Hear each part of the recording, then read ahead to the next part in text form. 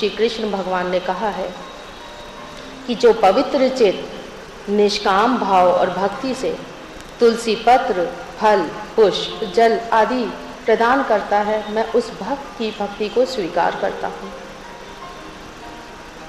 और शबरी की इसी निष्काम निस्वार्थ भक्ति ने उन्हें भगवान राम के दर्शन कराए।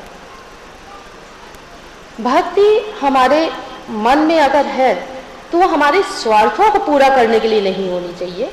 भक्ति होनी चाहिए ईश्वर प्राप्ति के लिए, क्योंकि भक्ति तो तभी सार्थक है जबकि वो भक्त की शक्ति बन सके सत्य के पथ पे चलते हुए धर्म के लिए कर्म करने की। धर्म का केवल ज्ञान होना, भक्ति और पूजा कर लेने से हमें ईश्वर प्राप्त नहीं हो सकते। लेकिन अगर आज देखा जाए तो सत्य तो ये भी है कि भक्ति हम ईश्वर प्राप्ति के लिए करते भी नहीं हैं। भक्ति तो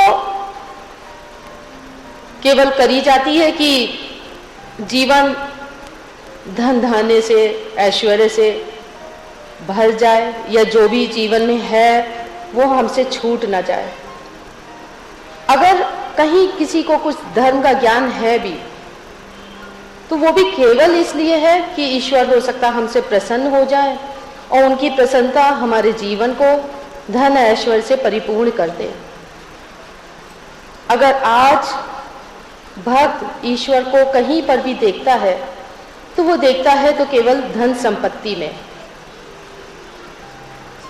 कहा ही जाता है कि अगर किसी के पास धन संपत्ति ऐश्वर्य बड़ा घर कुछ भी है तो यही तो कहा जाता है कि उस पे तो ईश्वर की कृपा बरस रही है।